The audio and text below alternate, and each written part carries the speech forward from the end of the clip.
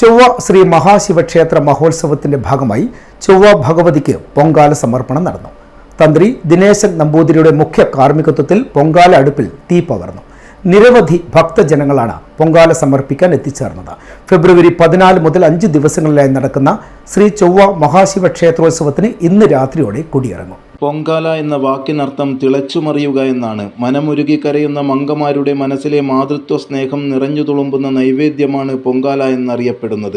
അമ്മയുടെ തിരുസന്നിധിയിൽ മകൾ അമ്മയോടെന്ന പോലെ തൻ്റെ ദുഃഖങ്ങൾക്ക് ആശ്വാസമേകുന്ന പ്രതീക്ഷയോടുകൂടി അർപ്പിക്കുന്ന പൊങ്കാല ഒരു ദിവ്യ ഔഷധമായാണ് കരുതിപ്പോരുന്നത്. ആചാരപരമായി അരിയും ശർക്കര നീരും നാളികേരം ചിരകിയതും അണ്ടിപ്പരിപ്പുകളും ഉണക്കമുന്തിരിയും ചേർത്തുണ്ടാക്കുന്ന വിഭവം ദൈവത്തിന് നേദിക്കലാണ്. പൊങ്കാലക്കലങ്ങൾ പഞ്ചഭൂത സംഗമ സ്ഥാനങ്ങൾ കൂടിയാണ് എന്നൊരു വിശ്വാസമുണ്ട്. ഭൂമിയുടെ പ്രതീകമായ മൺകലവും അരിയും ഒപ്പം ജലവും ആകാശവും വായുവും അഗ്നിയും ഒരുമിച്ച് സഹവർത്തിത്വത്തോടെ നിലനിൽക്കുമ്പോൾ അത് തിളച്ചു പൊങ്ങിയുയരുന്ന പൊങ്കാലയാകുന്ന ആനന്ദമാകുന്നു എന്നത് വിശ്വാസം കൂടിയാണ്. ചൊവ്വ ശിവക്ഷേത്രത്തിൽ ആറാട്ട് ദിനമായ ഇന്ന് പൊങ്കാല സമർപ്പണത്തിന് നിരവധി ഭക്തജനങ്ങളാണ് ക്ഷേത്രത്തിൽ എത്തിച്ചേർന്നത്. തന്ത്രി ദിനേശൻ നമ്പൂതിരിയുടെ മുഖ്യ കാർമ്മികത്വത്തിൽ പൊങ്കാല അടുപ്പിൽ തീ പകർന്നതോടുകൂടി ചടങ്ങിന് തുടക്കമായി. തുടർന്ന് ഭഗവതി അമ്മയ്ക്ക് നിവേദ്യ സമർപ്പണവും നടന്നു. തുടർന്ന് നടന്ന ആറാട്ട് സദ്യക്ക് 5000-ഓളം ഭക്തജനങ്ങൾ പങ്കെടുത്തു. സന്ധ്യാദീപത്തിന് ശേഷം 7 മണിയോടുകൂടി താലപ്പൊലിയുടെയും വാദ്യമേളങ്ങളുടെയും അകമ്പടിയോടുകൂടി